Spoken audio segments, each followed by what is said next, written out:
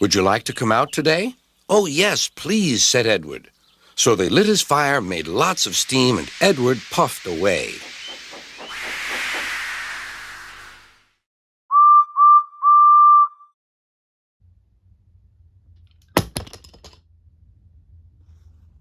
So, I've been working on fleshing out my alternate universe of Thomas a lot lately, and until I got my series off the ground, coming out in 2056, I can't show much of it. However, there are a few facts and tidbits that I can share, ones that hopefully won't spoil any future stories, although I imagine they'll give some hints as to what they'll be about and what will be in them. Thus, as other fandom members have done, subscribe to these guys now. I'll be telling you all about various aspects of my AU. Let's go! Fact 1. The BBC broadcast made on the Skarloey Railway was thought to be lost media, but a copy was found by some preservationists in, of all places, the back of Skarloey's engine sheds in a drawer. The full tape has now been uploaded to the internet for all to see. Fact 2. Topham Circus is a popular circus begun by Lowham Hatt, brother to the Fat director. After he passed, his daughter took up the mantle of running the circus, followed by her daughter, who continues to run it in present day. Fact 3.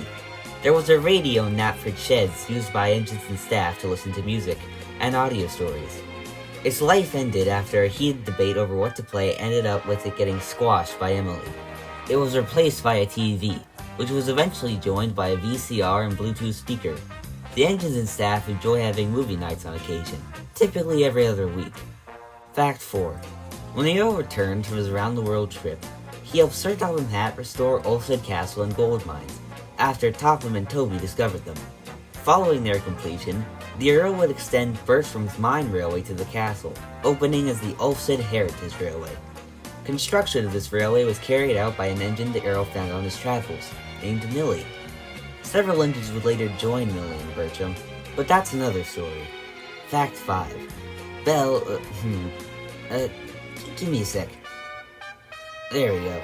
Was rescued from the torch by Sir Topham Hatt after his niece's children found her in an old siding while exploring. After being told about the engine by her kids, Topham's niece told her uncle about Belle, eventually ending up with Belle now being the Little Western's goods engine. Fact 6.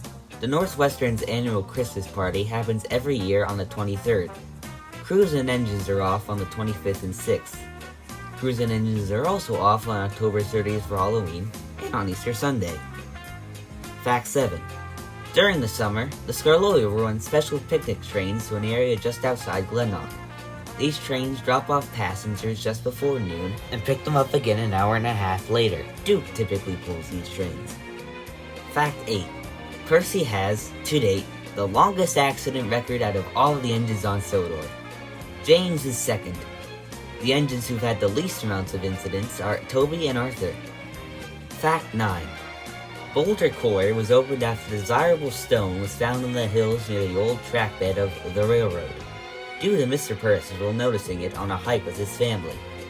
A narrow gauge line was built to it from Crosney Kern, using much of the old track bed. In addition, a standard gauge line was built up to the stone cutting sheds in Crosney Kern's hills. The venture proved successful for a few months. After an incident surrounding a particular rock, the quarry and line connecting it closed, once again leaving this part of the island abandoned.